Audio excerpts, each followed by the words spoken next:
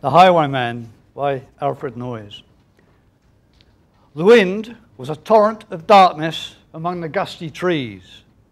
The moon was a ghostly galleon tossed upon cloudy seas. The road was a ribbon of moonlight over the purple moor, and the highwayman came riding, riding, riding. The highwayman came riding up to the old inn door. He had a French cocked hat on his head, a bunch of lace at his chin, a coat of the claret velvet, and breeches of brown doeskin. They fitted with never a wrinkle. His boots were up to the thigh, and he rode with a jewelled twinkle, his pistol butts a twinkle, his rapier hilt a twinkle, under the jewelled sky. Over the cobbles he clattered and clashed in the dark inn yard, and he tapped with his whip on the shutters, but all was locked and barred. He whistled a tune to the window, and who should be waiting there but the landlord's black-eyed daughter, Bess, the landlord's daughter, plaiting a dark red love knot into her long black hair. And dark in the dark old inn yard, a stable wicket creaked, where Tim, the ostler, listened. His face was white and peaked, his eyes were hollows of madness, his hair like mouldy hay.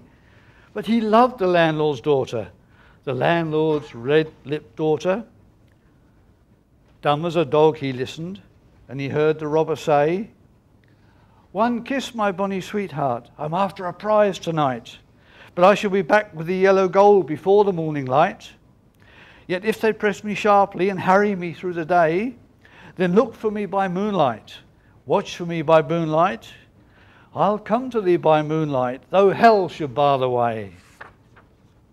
He rose upright in the stirrups, he scarce could reach her hand, but she loosened her hair in the casement. His face burnt like a brand as the black cascade of perfume came tumbling over his breast, and he kissed its waves in the moonlight. Oh, sweet black waves in the moonlight. Then he tugged at his reins in the moonlight and galloped away to the west. He did not come in the dawning. He did not come at noon. And after the tawny sunset, before the rise of the moon, when the road was a gypsy's ribbon looping the purple moor, a red-coat troop came marching, marching, marching. King George's men came marching up to the old inn door. They said no word to the landlord, they drank his ale instead, but they gagged his daughter and bound her to the foot of a narrow bed. Two of them knelt at her casement with muskets at their side. There was death at every window and hell at one dark window, for Bess could see through her casement the road that he would ride. They had tied her up to attention with many a sniggering jest. They had bound a musket beside her with a barrel beneath her breast. "Now keep good watch," and they kissed her. She heard the dead man say, "Look for me by moonlight, watch for me by moonlight. I'll come to thee by moonlight, though hell should bar the way." She twisted her hands behind her, but all the knots held good. She writhed her hands till her fingers were wet with sweat or blood. They stretched and strained in the darkness, and the hours crawled by like years, till now, on the stroke of midnight, cold at the stroke of midnight, the tip of one finger touched it. The trigger, at least, was hers. The tip of one finger touched it. She strove no more for the rest. Up, she stood up to attention with a barrel beneath her breast.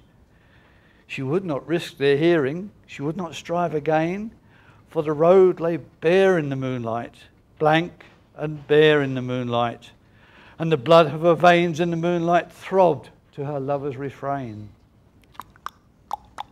Had they heard it, the horse roofs ringing clear in the distance? Are they deaf but did not hear? Down the ribbon of moonlight, over the brow of the hill, the highwayman came riding, riding, riding. The redcoats looked to their priming. She stood up straight and still. in the frosty silence, in the echoing night. Nearer he came and nearer. Her face was like a light. Her eyes grew wide for a moment. She drew one last deep breath. Then her finger moved in the moonlight.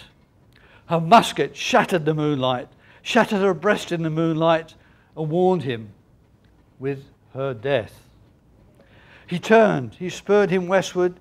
He did not know who stood bowed with her head o'er the musket, drenched with her own red blood. Not till the dawn he heard it, and slowly blanched to hear how Bess, the landlord's daughter, the landlord's black-eyed daughter, had watched for her love in the moonlight and died in the darkness there.